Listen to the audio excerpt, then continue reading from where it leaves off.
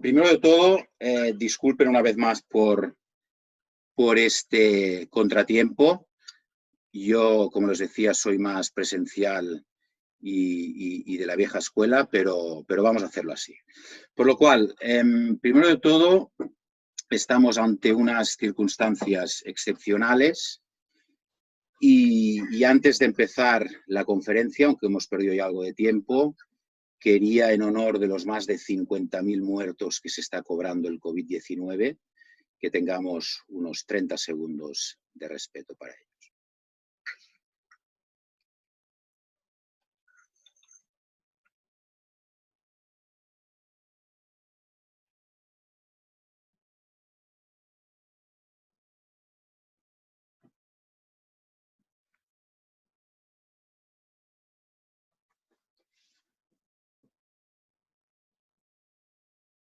Pues bien, mostrado este respeto, vamos a empezar con la conferencia.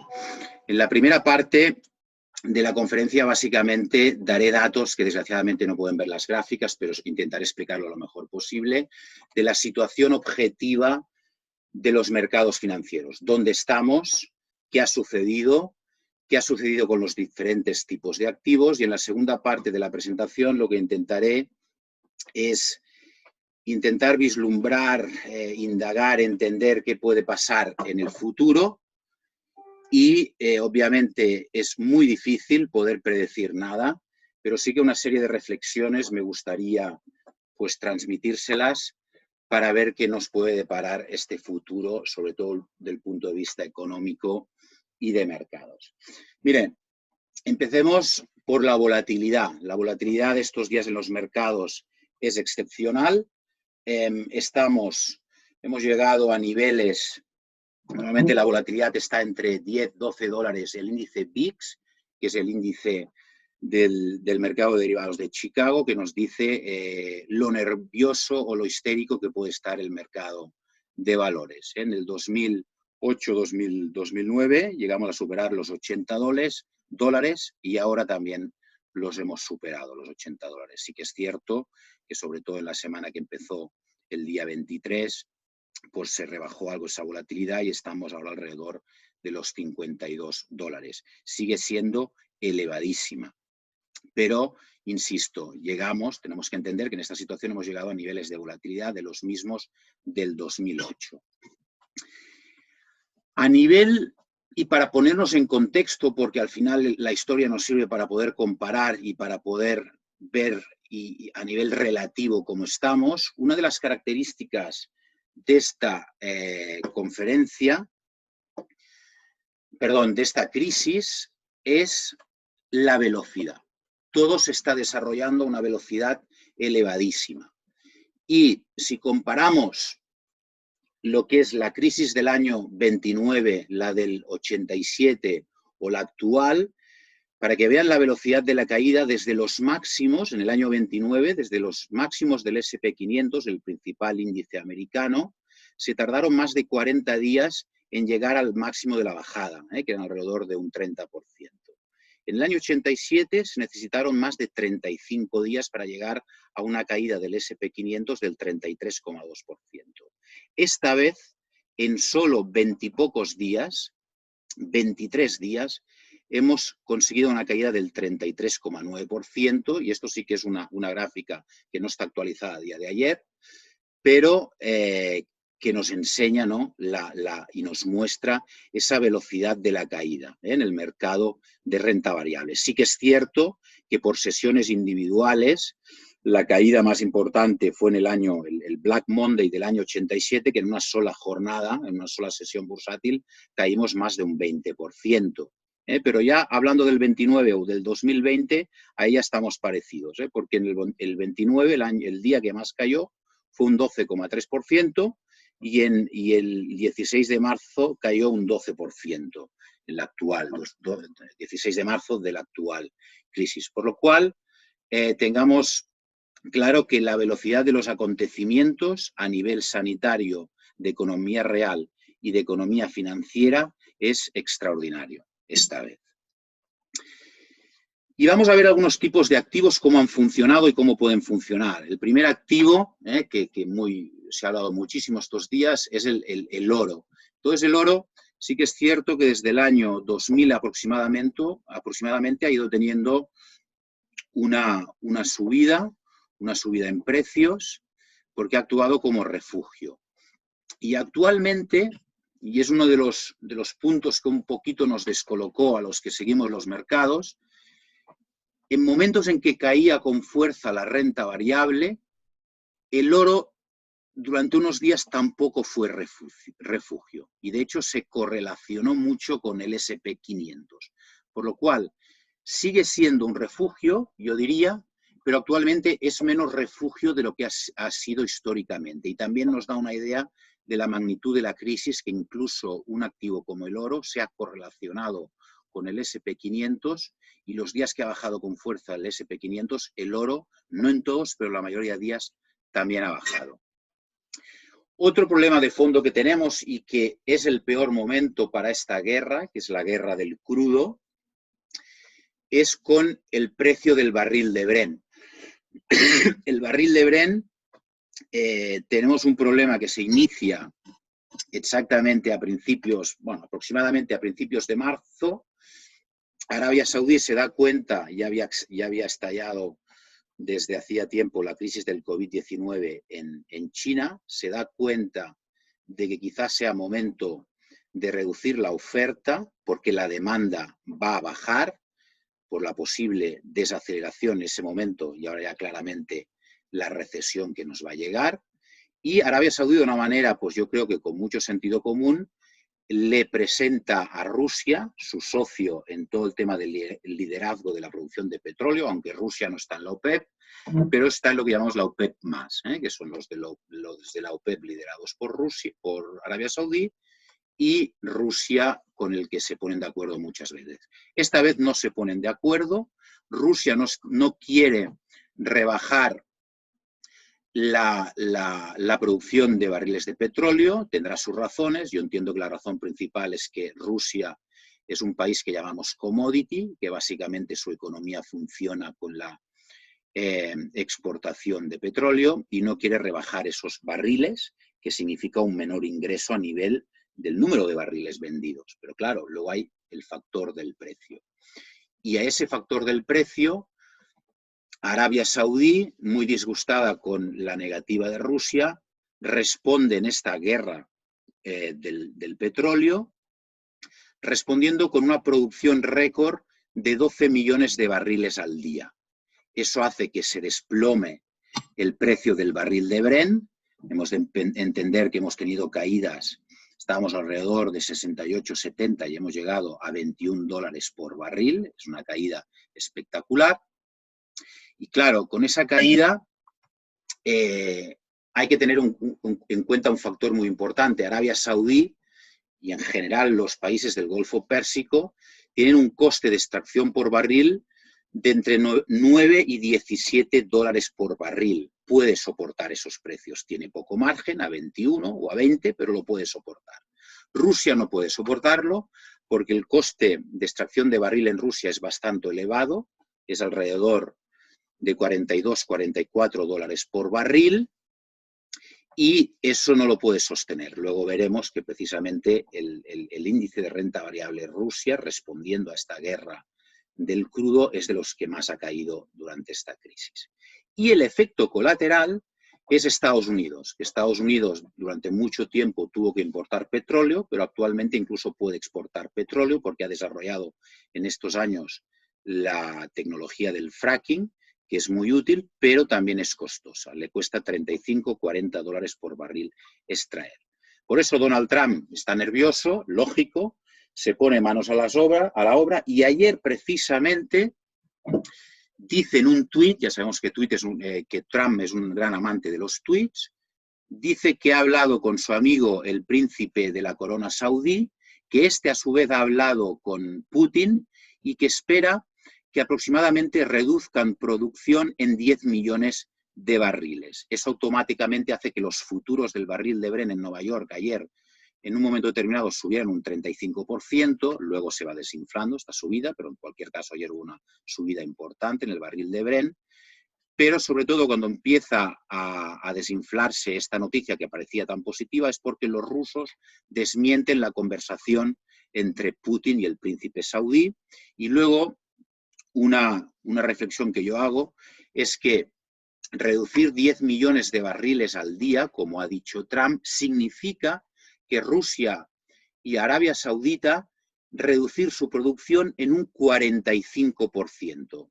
Lo veo improbable. No creo que estén de acuerdo en reducir tantísimo, por lo cual podría ser, una vez más, esos fakes de Donald Trump. Dejando el tema del petróleo, que tiene la parte negativa porque algunos países emergentes pues, pueden sufrir, los países que llamamos commodities, como Brasil, como Australia o como Rusia, pero como positivo tenemos que los países que somos deficitarios de energía, de petróleo, al menos en este momento en que la política monetaria está siendo tan expansiva, no tenemos presión inflacionista, no vamos a importar inflación por el problema del petróleo. Dejando ya el tema de la guerra del petróleo, que insisto que no ayuda para nada en esta situación, entremos a ver qué ha pasado con las divisas. Cuando hay estas crisis siempre hay una serie de divisas que se convierten en lo que llamamos divisas refugios. El gran ganador de esta crisis es la divisa suiza. El franco suizo no ha parado de apreciarse durante esta crisis, porque siempre la estabilidad, la neutralidad y el sentido común de los suizos ha permitido una vez más que nos podamos refugiar en esa divisa. Es el gran ganador, insisto. Otra divisa que se ha comportado de manera también bastante positiva, no tanto como el franco suizo, es el yen japonés. Japón también, con su moneda, en momentos de problemas, nos ofrece ese refugio. El dólar ha tenido también un comportamiento más dispar porque durante la crisis ha habido momentos en que ha llegado a 1,15, pero la tendencia también es de que ha servido como refugio. Lo tenemos alrededor, ayer cerró alrededor de 1,08, incluso llegó en algún momento a 1,07, y eso nos muestra la fortaleza del dólar a pesar de las bajadas de tipos de Estados Unidos. El euro también se está comportando de manera bastante positiva y una de las divisas, en general las divisas emergentes, lógicamente está sufriendo, y una de las divisas emergentes que más sufre, o que está sufriendo más, es el rublo, que al final el rublo, pues este es un efecto también colateral en su divisa del problema de la guerra del petróleo. Y otra divisa, para que veamos la importancia y el efecto que tiene la guerra del petróleo, es la corona noruega. Noruega también es un país, un jugador importante en el mundo del petróleo, y también la corona noruega ha tenido el peor cuarto contra el dólar desde el 2008. Dejando ya las divisas, pasemos a los dos principales tipos de activos. ¿Qué ha pasado con los bonos y qué ha pasado con la renta variable? En general, la renta variable ha ido mal en la mayoría de índices. Los bonos han ido mejor en algunas categorías y en otras categorías tampoco han funcionado bien. ¿Quién ha sido el gran ganador, que ha sido un buen refugio en esta crisis? ¿O quién está siendo un gran refugio en esta crisis? Los bonos soberanos y, sobre todo, los treasuries americanos. Es de las categorías que mejor están funcionando. Ahora veremos, os comentaré, no lo podéis ver, alguna evolución de estos bonos soberanos. ¿Qué ha pasado con el crédito? O sea, los bonos corporativos. En general, los bonos corporativos, hasta el día de hoy, el general global de todo el mundo, han perdido un 4,81%, por lo cual es una bajada menor, obviamente, que la renta variable, pero no ha funcionado de manera perfecta el crédito, el bono privado en general, sobre todo no tanto por los bonos investment grade, que han funcionado y están muchos de ellos pues, con pérdidas pequeñas o en positivo, sino por el high yield, es decir, los bonos de menor calificación crediticia, que estos, pues sobre todo tanto los high yield americanos como los globales o incluso los europeos, han tenido pérdida, los high yield en general, el índice, de entre el 13 y el 15%. Por lo cual, eso que venimos escuchando de que los bonos han funcionado mejor, sí que han funcionado mejor, pero dentro del universo de los bonos hay que ser selectivos y ver qué categorías han funcionado mejor. El Treasury americano, por ejemplo, estaba antes de la crisis con un coste de financiación del 1,60 aproximadamente y lo tenemos ahora en el 0,6. Pues ha habido una gran mejora en el Treasury. El Bund alemán también ha sido refugio, pero no tanto como otras veces. Al principio de marzo llegó a que el bono a 10 años alemán, el Bund, estuviera casi en una TIR, un coste negativo del 0,90, y ha ido escalando hasta el menos 0,30 para estar actualmente alrededor del menos 0,40, ha mejorado algo. El gran riesgo, o como siempre suele pasar, han sido los bonos soberanos periféricos. El bono español en su momento estaba casi poniéndose en negativo en el 10 años y se alzó hasta un coste para el país del 1,30, 1,40. Actualmente está en el 0,7. Sobre todo, el gran espaldarazo para la mejora de los bonos periféricos fue la segunda intervención de Lagarde, porque la primera intervención de Lagarde pues de algún modo no convenció demasiado a los mercados. Luego la Fed puso toda la munición monetaria y ahí siguió esa tendencia la Lagarde con su segunda intervención, con el plan de compra de bonos que incluso puede comprar el bono griego, aunque no sea investment grade, y eso ayuda a estos bonos para estabilizarse, e insisto, el coste español actualmente está en el 0,70 en el 10 años. El italiano también fue un problema, llegó en momentos más difíciles de la crisis a tener un coste de financiación para el país del 2,40, la TIR del 10 años, estamos hablando de un país que tiene un 130% de deuda sobre PIB y actualmente está en el 1,46. Grecia empezó ya a acercarse hasta los 3,60, 3,70 de coste de financiación.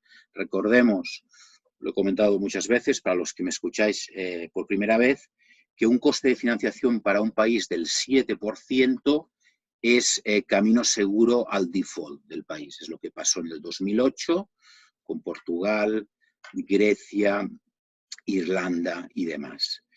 Por lo cual, en este momento, en esta crisis, llegamos a estar por encima del 3,50 de coste de financiación en el griego a 10 años, en el bono griego a 10 años, perdón, en el bono a 15 años. Aquí cojo esta referencia del 15 años porque es un bono que no había podido emitir Grecia y después de mucho tiempo y con su mejora lo pudo emitir, para con la inyección del Banco Central Europeo quedarse en un coste alrededor, ahora mismo está del 1,8. ¿Qué pasa con los bonos corporativos? Ya hemos visto que los bonos soberanos, sobre todo los de países con balances y cuentas públicas más equilibrados, han sido refugio, los periféricos menos, pero se han comportado relativamente bien. ¿Qué pasa con el crédito, con los bonos privados? Vamos a comentar dos bonos que sirvan de ejemplo. El primer bono es un bono de Wells Fargo, uno de los bancos más importantes de Estados Unidos, investment grade, alta solvencia crediticia, a 2026. Pues bien, este bono, en el momento de las mayores caídas, llegó a estar a 91, 92.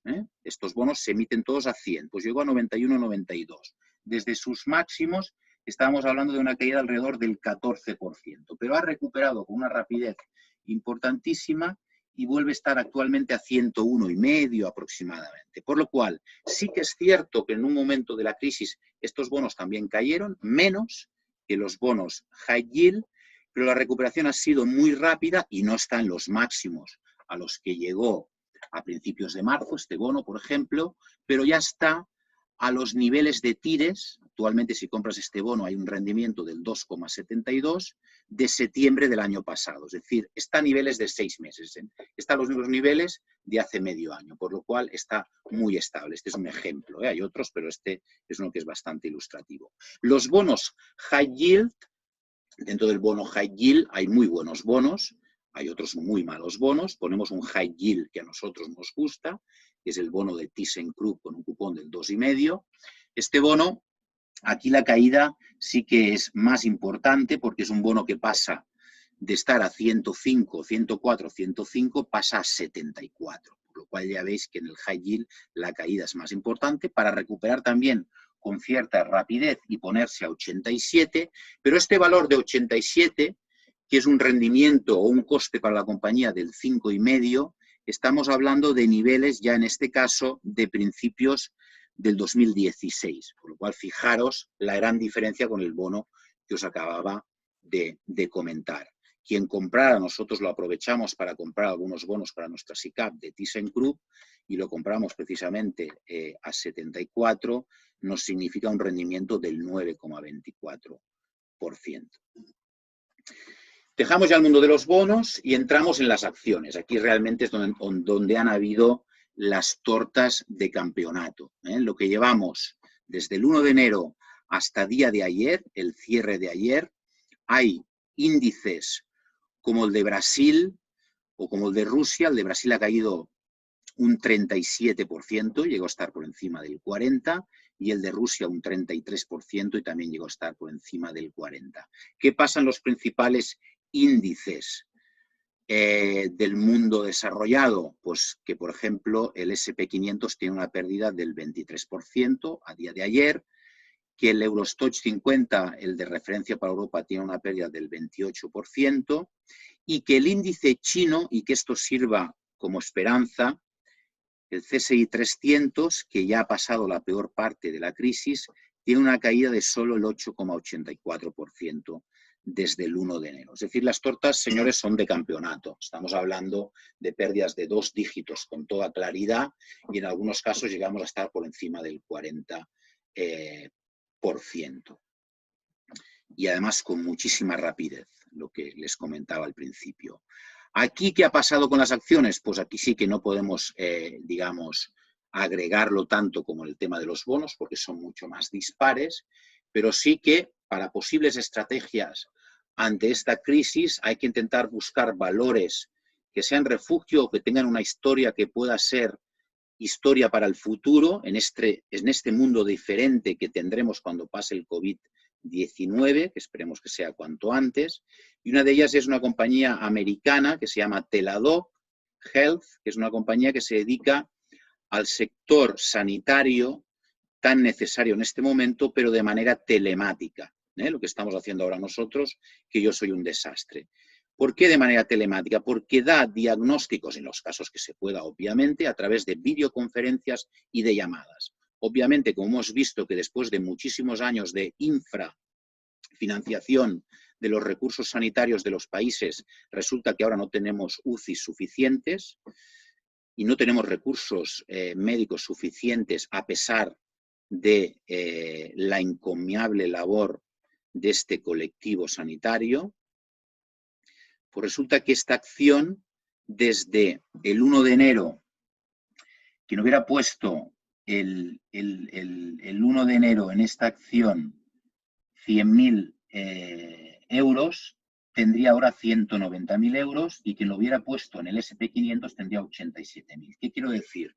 No es tanto la subida desde el 1 de enero, sino que durante las máximas caídas de los índices, este valor se descorrelaciona y mantiene el tipo. Hay días que también cae, pero mantiene el tipo. Por lo cual, este es un índice a tener muy en cuenta. Perdón, la comparativa no era con el SP, es con el Nasdaq, porque este es un valor tecnológico.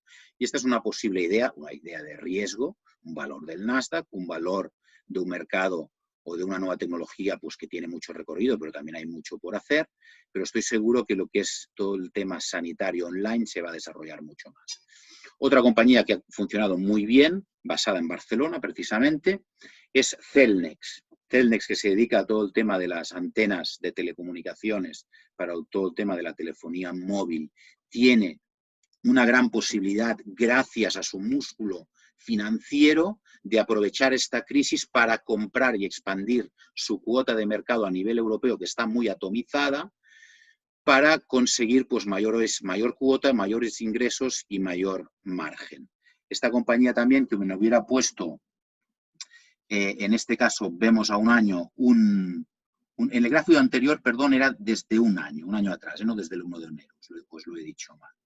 Quien hubiera puesto 100.000 euros hace un año tendría 169.000 y comparado con el SP500 pues ya hemos visto las bajadas. En este caso, como es a un año, estamos hablando que tendríamos 68.000. Y lo mismo, también se ha descorrelacionado mucho. Por lo cual, sí que hay oportunidades, obviamente hay que tener el coraje para entrar en ellas, pero es precisamente en estos momentos con perspectivas a medio y largo plazo donde podemos encontrar y pescar estas oportunidades.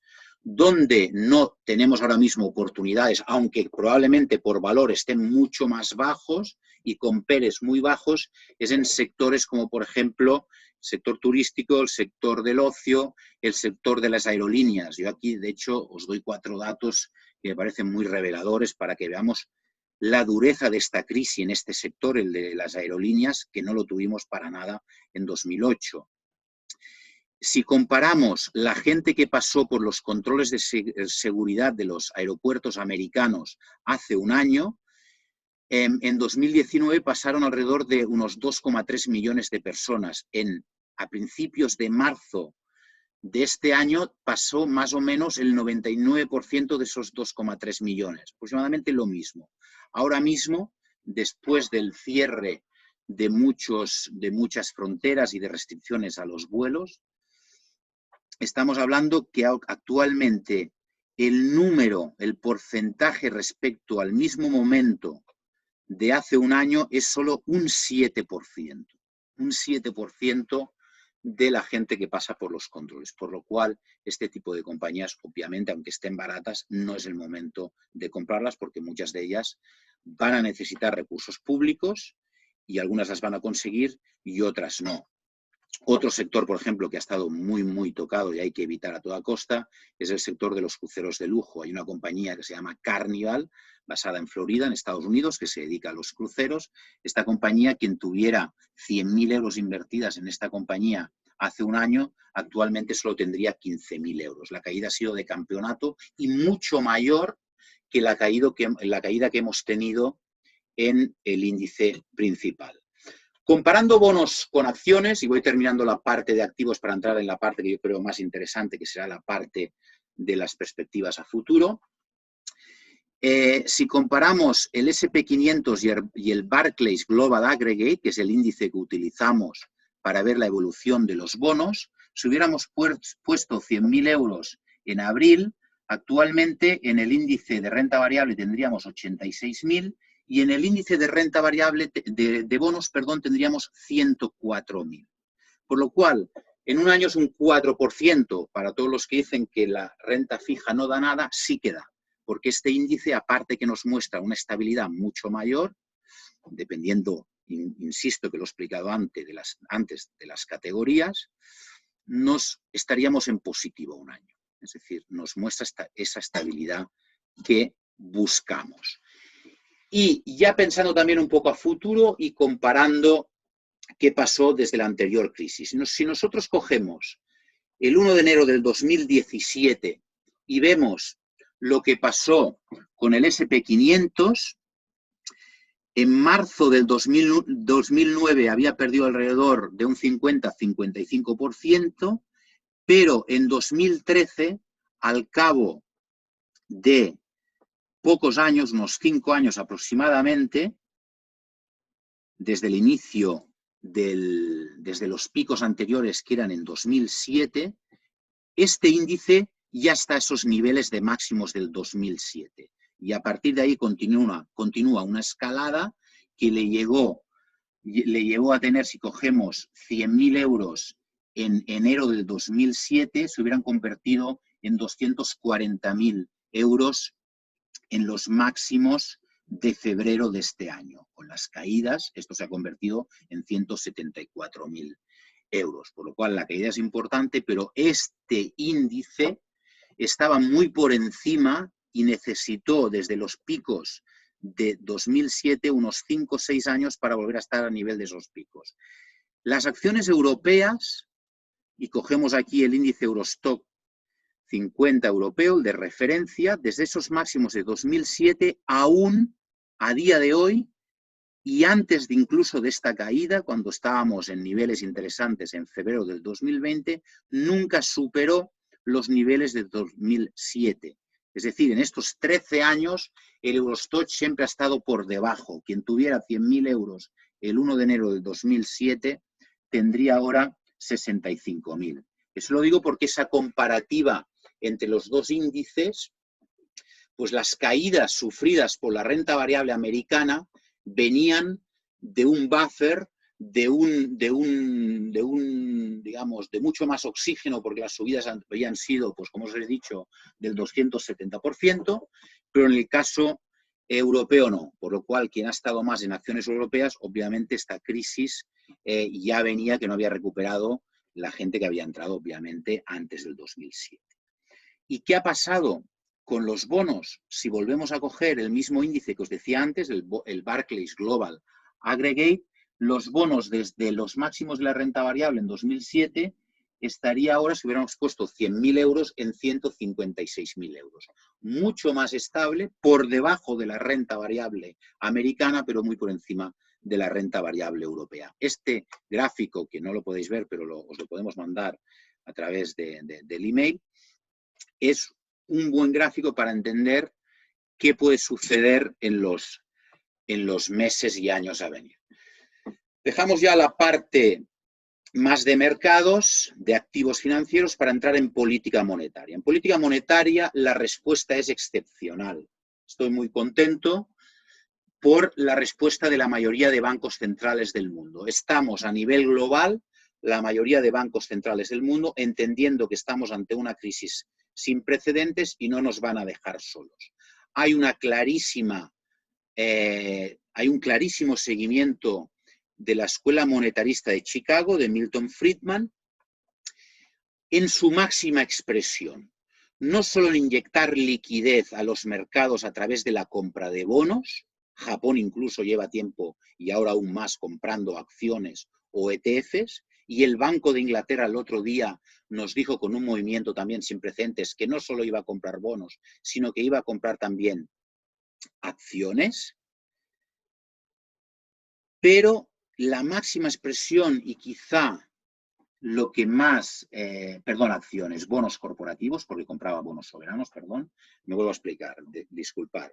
En Japón compran bonos soberanos, bonos corporativos, acciones y ETFs. En Europa, Banco Central Europeo compra bonos soberanos y bonos corporativos. Y en Inglaterra ahora van a comprar bonos soberanos que ya los compraban y también bonos corporativos.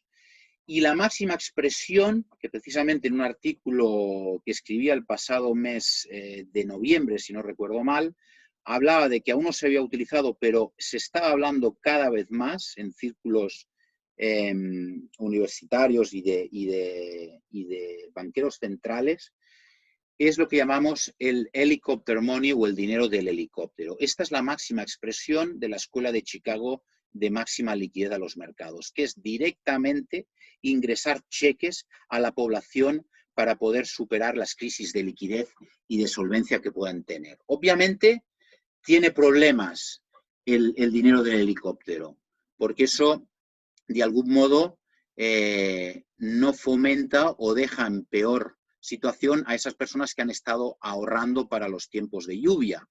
Y si tú empiezas a utilizar el dinero del helicóptero, no fomentas ese ahorro. Pero creo que en estos momentos hay que utilizar todo lo que tengamos a nuestro alcance para sentirnos apoyados, sobre todo en la economía real, y salir de este atolladero.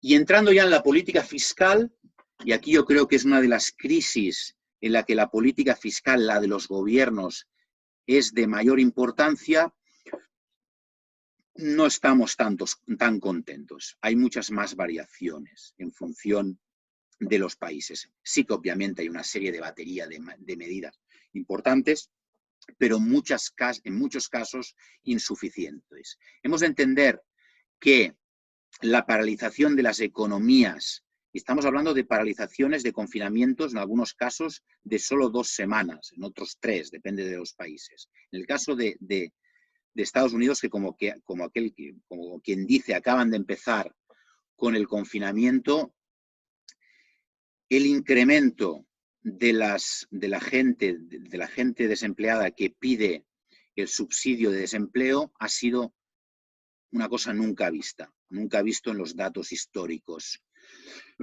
de la historia económica de Estados Unidos.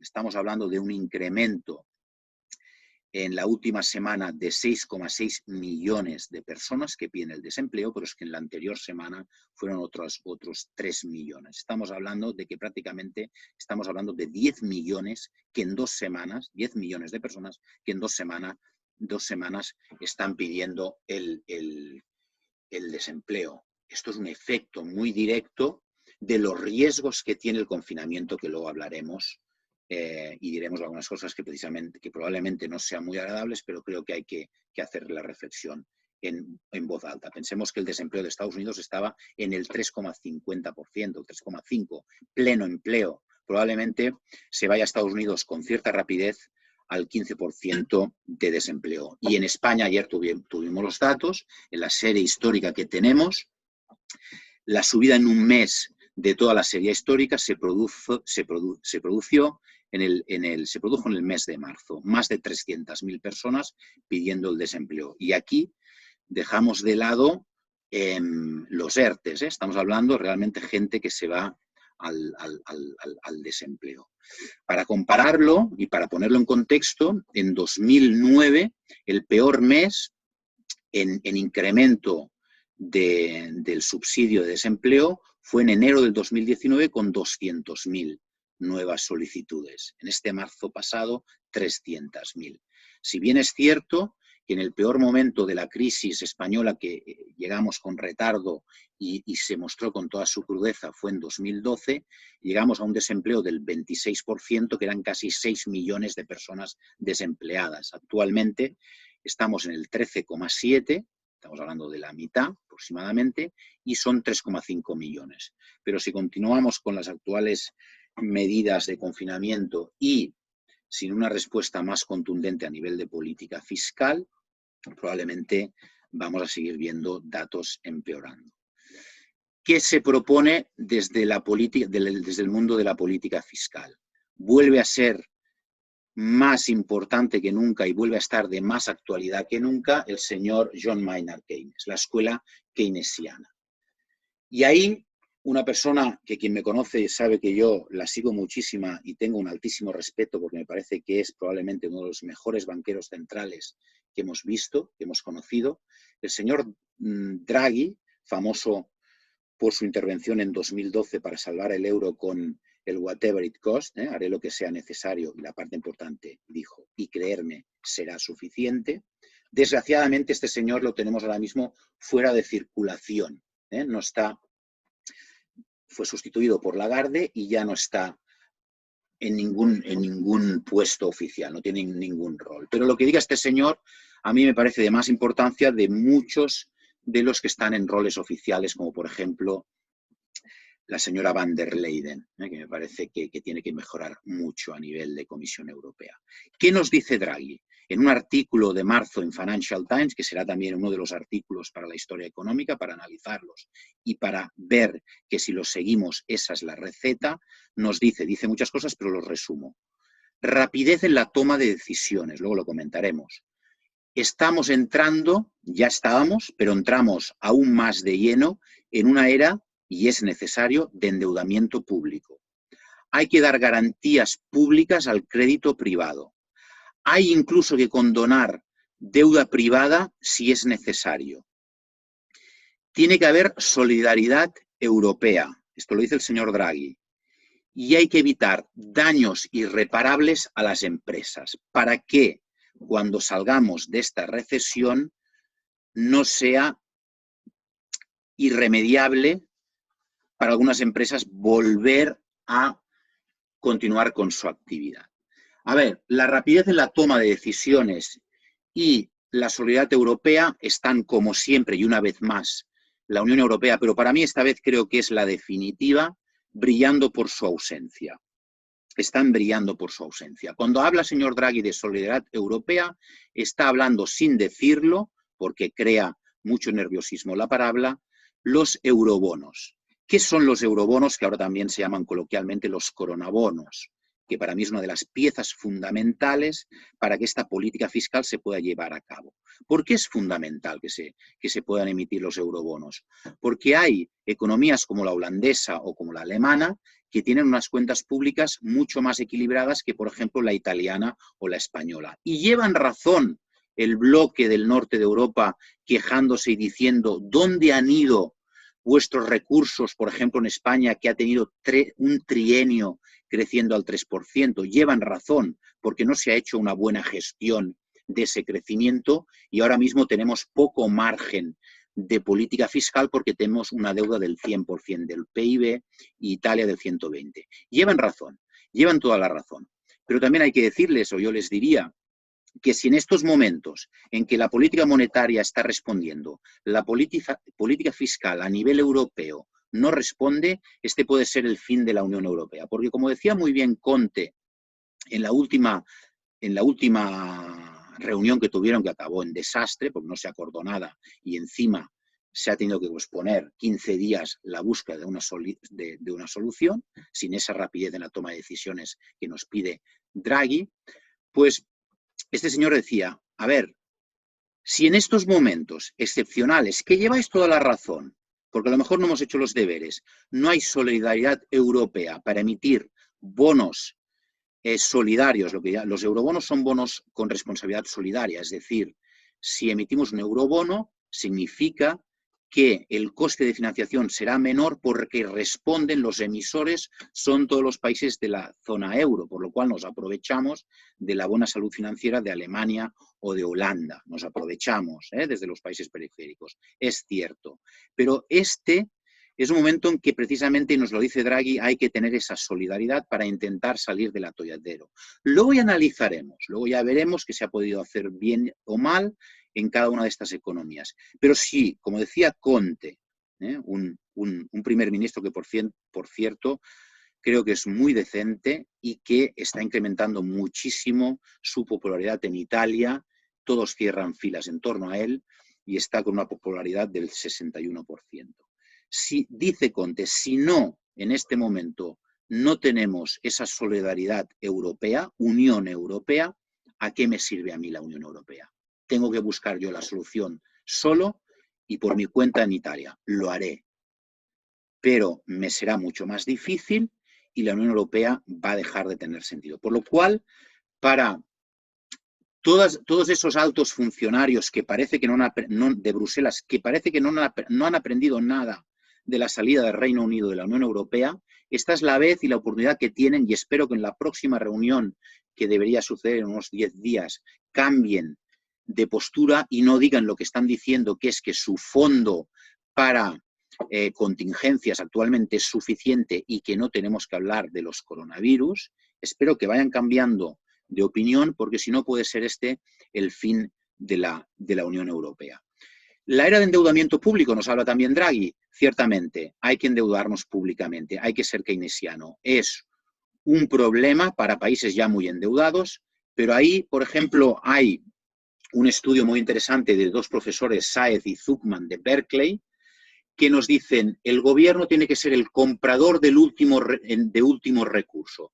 Para que tengáis una idea, un 40% de caída en la demanda interna durante un trimestre de una economía supondrá una caída del 10% del PIB anual de esa economía. Es muchísimo una caída del 10%. Pero ahí la solución, aunque no guste y aunque en este momento ya estamos muy endeudados, es utilizar el gasto público que nos decía Keynes y que el gobierno utilice esos recursos incrementando su gasto público. España está en el 100% de gasto público, aproximadamente un 98% sobre PIB, que pase al 110, pues señores, tendremos que pasar al 110. Y si hay que pasar al 135, pasaremos al 135. Y si al 150, al 150. Japón está con una deuda sobre PIB por encima del 200%. Es un momento en que esto, aunque no guste, es lo que nos dice la escuela de Keynes, la guía de estos dos autores, el señor Draghi y todos los que seguimos los mercados y tenemos esta visión, creemos que la política fiscal en estos momentos es mortal de necesidad y tiene que ser rápida. En estos momentos también destaco que la escuela austríaca de Hayek, que es la escuela que dice que no hay que los bancos centrales no tienen que actuar y que los gobiernos no tienen que actuar porque los mercados funcionan eficientemente y de manera sola, pues brilla por su ausencia porque no nos es útil. Y entrando ya en el escenario actual, futuro y en la toma de decisiones, y iré terminando la conferencia, tengamos primero claro los números, os cansarán cada día seguro con las noticias, yo las veo una vez al día, no las quiero ver más porque es una repetición y un mal humor constante y una tristeza constante. Estamos hablando de que hemos superado ya a nivel global el 1.000.000 de contagios, que estamos con unas muertes superiores a 55.000, probablemente ya sean más. Estos son datos de ayer a la 1 de la madrugada, cuando lo actualicé. Y también es cierto que hay más de 200.000 recuperados, esto es cierto. Pero, señores, la mortalidad es espectacular, 55.000 personas. Y es aquí donde, y esta quizás la parte más importante, la que creo yo que quiero transmitiros claramente este mensaje, porque será clave para la recuperación de nuestros ahorros, la recuperación de nuestro trabajo, la recuperación de la economía en general. Hay un estudio del Imperial College de Londres que salió en el The Economist y sirve para Reino Unido, pero lo podemos extrapolar a otras economías, y esto es importante. ¿Qué nos dice? Sin medidas de precaución, que un poquito es la línea inicial que tomaba Boris Johnson, en 3 o 4 meses tendríamos el 80% de la población británica contagiada. Eso a un ratio medio de mortalidad del 0,9%, en China ha sido entre el 0,5% y el 1,5%, se ha ido moviendo durante su crisis, el ratio de mortalidad, al 0,9%, estamos hablando de 500.000 de muertos a finales de verano. Y las UCIs de Reino Unido superadas en 30 veces su capacidad. Estos son números que dan miedo, y perdonar si todo suena un poquito crudo, pero a veces hay que ser un poquito frío para entender dónde estamos y cuál es la situación. En el modelo del Imperial College hay otra situación que es un confinamiento selectivo, en el que aquí sí que hay confinamiento, pero solo para las personas con patología o más vulnerables al virus y las personas con más de 65 años de edad. Aquí el número de contagiados baja bastante, pero sigue siendo un 26% de los contagiados y con el mismo ratio de mortalidad estamos hablando de unos 160.000 muertos y las UCIs bajando mucho la sobrecapacidad, pero sigue siendo, seguirían desbordadas en 8 veces su capacidad. Y con confinamiento total, que es el punto en el que nos encontramos ahora en la mayoría de países, con diferentes medidas, pero más o menos estamos ahí, el número de contagiados bajaría al 2%, que con el mismo ratio estamos hablando de unos 12.500 muertos en ese país, que estamos ya en Italia, en España estamos ya en ese nivel, y las UCIs a 2 veces su capacidad. ¿Por qué os explico estos datos? Porque con los datos que hemos visto antes de desempleo, que por las series históricas, insisto, no veis las gráficas, pero dan miedo porque son subidas verticales, la opción que se está utilizando ahora, y tenemos un gran dilema entre lo que llamamos supresión o mitigación. Supresión significa que confinamos de manera masiva, lo que está haciendo más o menos China, Italia, España, Francia, y eso significa poner en el centro de todo el menor coste en vidas posible, que sigue siendo elevado de todas maneras, pero el menor coste en vidas.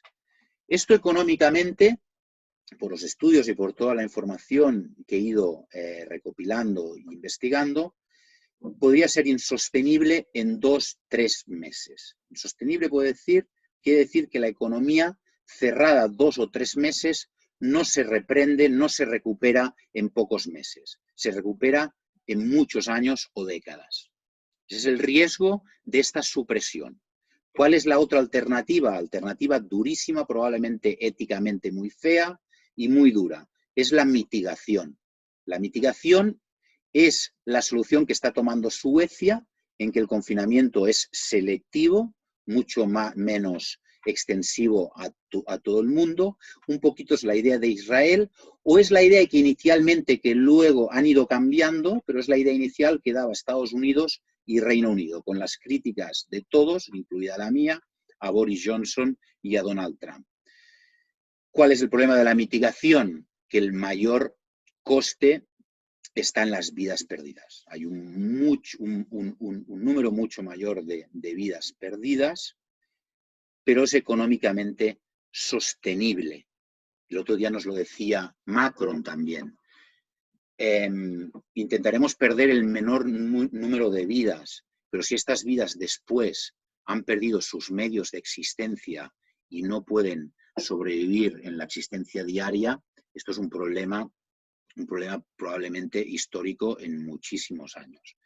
Por lo cual, actualmente la mayoría de países han optado por la supresión, es decir, centrar en confinamientos fuertes y menor coste en vidas. No es una elección fácil, obviamente, no quisiera yo ser ahora primer ministro porque realmente son decisiones éticamente muy discutibles y muy difíciles. Pero han podido al menos ahora escoger entre supresión y mitigación, probablemente con un deterioro mayor de la economía y probablemente con mayores incrementos en el desempleo, que los veremos si seguimos en esta línea. Muchos países pueden acabar teniendo problemas de revuelta social, problemas de gente. En el sur de Italia, por ejemplo, hay gente que va a los supermercados y ya no paga porque no puede. En el sur de Italia hay mucha gente que trabaja en negro y hay mucha gente que vive de la venta ambulante y con contratos temporales en empleos precarios.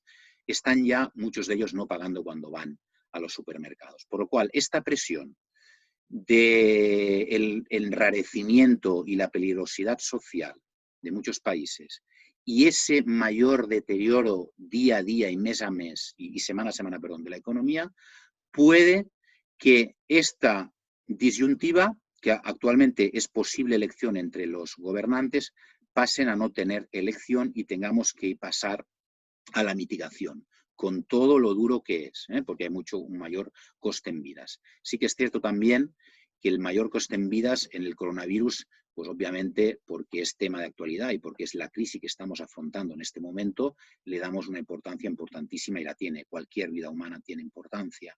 Pero os doy también un dato, a veces para poner las cosas en perspectiva.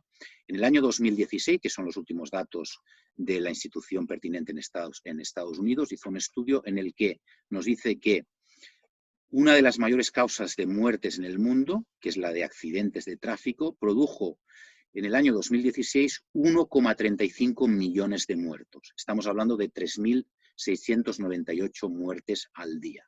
Es un dato que también lo deberíamos tener en cuenta si tenemos que ir a la mitigación. Y finalmente, y permitirme que acabe, he estado muy en contacto con ex colegas italianos cuando estaba en Londres, que ahora actualmente uno de ellos, por ejemplo, está en el Banco de Italia. Italia, precisamente por ser donde ha empezado toda la crisis, donde lo están sufriendo con más fuerza en Europa, creo que tienen toda nuestra compasión y nuestro apoyo, y mostrando esa solidaridad europea. Y quiero finalizar con un texto que yo digo, un sueño italiano, una esperanza, es el país más creativo del mundo, que también sirva de esperanza para todos en estos momentos difíciles. Lo tengo en italiano, me lo mandaron ayer de madrugada y no lo he podido traducir, lo traduzco en directo. Me parece muy bonito y al menos a mí me inspira. Año 2030. Abuelo, explícame cuándo Italia se convirtió en una nación así de bonita. Y el abuelo empezó. Era el 2020, hace 10 años. De manera improvisada, una epidemia atacó a todo el mundo. Provenía de la China. pero no se supo nunca la verdad. Italia fue el primer país golpeado en Europa. Muchísimos muertos, todos cerrados en casa, mucho miedo, mucha disidencia. Los hospitales estaban llenos de gente. Duró algunas semanas, fue muy duro, muchísimo. El gobierno, después de un primer momento de incertidumbre, respondió bien, con fuerza y coraje. Todos los italianos dieron prueba de gran ejemplo y espíritu de sacrificio. Las personas redescubrieron los valores de ayudarse mutuamente. Desgraciadamente, las clausuras de las fábricas y de tantísimos negocios fue el verdadero problema que tuvimos que afrontar, una crisis espantosa a la cual no estábamos preparados. Pedimos ayuda a Europa. En esa época teníamos una comunidad que se llamaba Unión Europea. Debía servir para hacer una gran nación europea como los Estados Unidos, en este caso de Europa, pero otras naciones como Alemania o Holanda dijeron que teníamos que espabilarnos solos o ayudarnos a cambio de darnos nuestras empresas, nuestros aeropuertos, la gestión de nuestras autopistas, el oro de la banca italiana, nuestros ahorros. ¿Y qué pasó entonces, abuelo? Pasó que nos dimos cuenta que teníamos que actuar solos. El presidente de la República llamó a todas las empresas y a la banca italiana, al Banco de Italia Central, y emitió un préstamo solo para italianos de 100.000 millones de euros. Se llamaba Salva Italia, abro paréntesis, coronavirus, pero a nivel italiano. Coronabonos, perdón. Y tenía que servir para levantarnos y mejorar el país. Sucedió lo increíble. Los políticos renunciaron a su nómina durante 6 meses y todos los grandes dirigentes de empresas hicieron lo mismo siguiendo su ejemplo. Y todos los que podían hacerlo. Invirtieron la mitad de su ahorro, de sus ahorros, y las empresas sanas compraron así todos los títulos que así el Estado italiano pudo conseguir 300.000 millones de euros en pocas semanas. Y en aquel momento llamaron a un gran banquero, un tal Draghi. Con aquel dinero no solo se superó la crisis del momento, pero se recompró incluso una parte del débito entero que teníamos. Disminuyeron los impuestos para conseguir producir a un coste più bajo y después de 4 meses teníamos la nación con mejor forma del momento, mientras las otras estaban guardándonos para ver si no lo conseguíamos.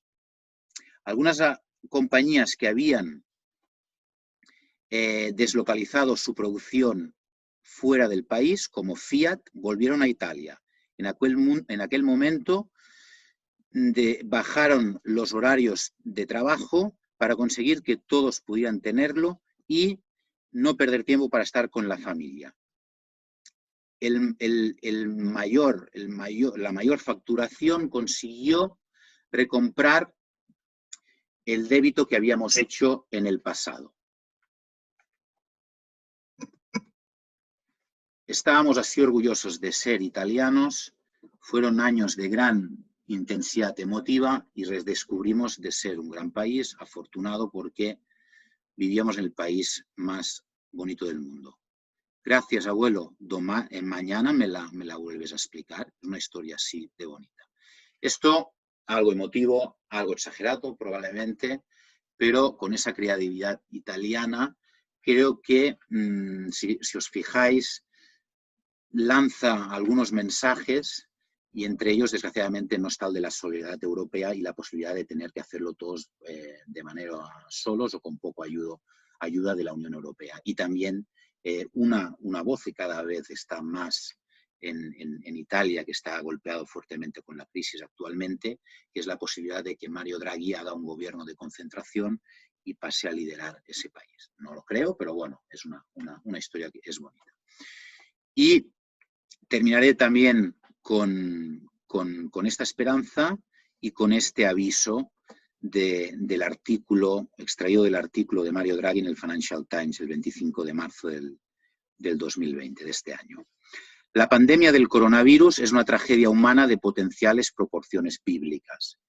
Mientras muchísimos afrontan la pérdida de una vida, muchos más afrontan la pérdida de sus medios de vida.